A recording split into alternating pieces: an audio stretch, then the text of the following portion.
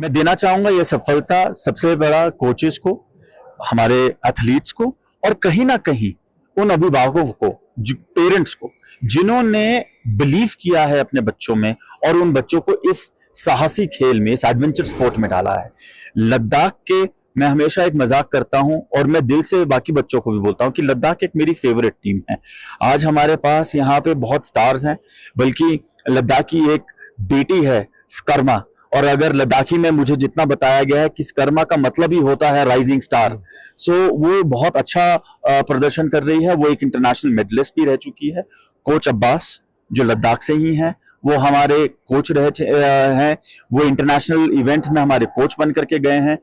हमारा Asian games हुआ था 2025 हार्बिन में, उसमें वो इंडियन टीम को लेकर के गए थे और बहुत अच्छा प्रदर्शन उन्होंने किया है as far as promoting the talent in Ladakh is concern. So ये श्रेय कोच अब्बास को जाता है, बच्चों को जाता है और पेरेंट्स को जाता है, क्योंकि ये एक साहसी स्पोर्ट है। थोड़ा सा एक्सपेंसिव भी ये स्पोर्ट है क्योंकि इक्विपमेंट थोड़ा सा महंगा मिलता है। सो कहीं ना कहीं पे उनको जहां पे भी कहीं फंडिंग की जरूरत पड़ती है बच्चों को, तो पेरेंट्स हैं जिन्होंने ये बहुत अच्छी तरह से किया है। गवर्नमेंट अपने माध्यम से करती है, एसोसिएशन जितना कर पाती है एसोसिएशन अपने माध्यम से करती है, बट मैं ये संदेश देना चाहूंगा कि ये एक उभरता हुआ स्पोर्ट है। सबसे बड़ी बात ओलंपिक स्पोर्ट है और इसमें जो अपॉर्चुनिटीज हैं वो अपॉर्चुनिटीज की अब कहीं कोई कमी नहीं रहेगी, और जो बच्चे हैं हमारे वो कहीं ना कहीं भारत का नाम आगे बहुत रोशन करेंगे।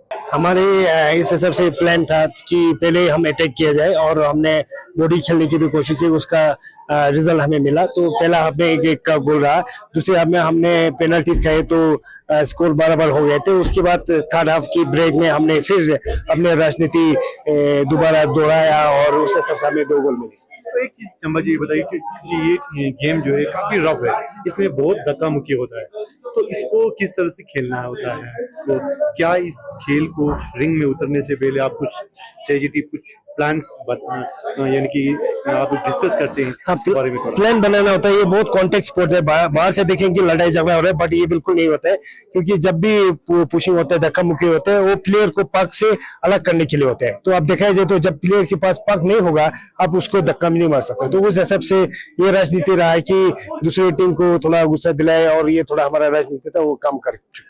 पहले राउंड में जब आपने फर्स्ट मिनट में आपने जब एक गोल किया, तो वहां से आपका मनोबल कितना बढ़ा?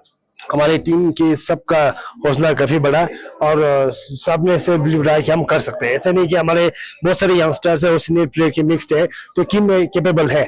तो हमें वो कैसे जोड़ के रखना है उसका खाली चैनलाइज करने की जरूरत है। स्किल्स था सब में, तो उसको ऐसे यूनिट कैसे करना, तो वो हमने कोच और मैनेजर्स ने भी अच्छा काम की, तो उससे सबसे हमें रिजल्ट मिले। आईटीबी का कहाँ कमजोरी रहा?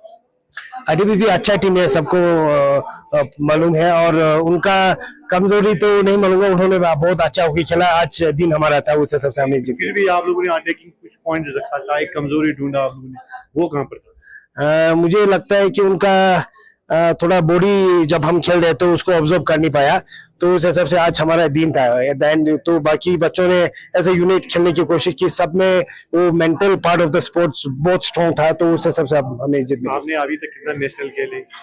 यूटी लद्दाख रिप्रेजेंट किया? यूटी लद्दाख में हमने अब शुरू से नेशनल खेलते आ रहे हैं, तो ब्रॉन्ज और सिल्वर हमने पोजीशन ले चुका है 2-3-4 बार। तो उस हिसाब से आगे भी उम्मीद करते हैं कि छोटे बच्चों भी उधर भाग ले, और बहुत सारे बच्चे खेलना चाहते हैं। अभी तो हमारा year round ice hockey ring बन चुका है, तो उस हिसाब से यूटी एडमिनिस्ट्रेशन और सबको धन्यवाद कहूंगा, क्योंकि ऐसा रिंग ये बहुत सारे आइस हॉकी एस्पायरेंट और खिलाड़ियों के लिए ड्रीम कम ट्रू जैसा प्रोजेक्ट है। तो उस हिसाब से मुझे लगता है कि एक ऐसा टाइम आएंगे कि लद्दाख से खिलाड़ी बाहर ओलंपिक में जाके मेडल जीतने के भी मौका मिल सकता है। ओलंपिक का क्या ड्रीम है आपका? कब तक ये पूरा होगा? ये हमारे ब्लूप्रिंट में उन्होंने रखा है 2040, तो दूर है बट अचीवेबल है। तो उस हिसाब से एडमिनिस्ट्रेशन से लेके कोच लेके प्लेयर से लेके पेरेंट्स तक, पेरेंट्स का सपोर्ट होना जरूरी है बच्चों को। तो उस हिसाब से मुझे लगता है एज ए सोसाइटी हम एक होके काम करना होगा। स्कूल को भी मैं रिक्वेस्ट करना चाहता हूँ कि अपने करिकुलम स्कूल की उसमें आइस हॉकी डाले और बच्चों को समाज में आइस हॉकी के खेल में भाग लेने का मौका दीजिए। तो उस हिसाब से ऐसे सोसाइटी हम काम करना चाहिए, उससे फिर तो हम ओलंपिक काफी दूर नहीं जी। धन्यवाद। Thank you.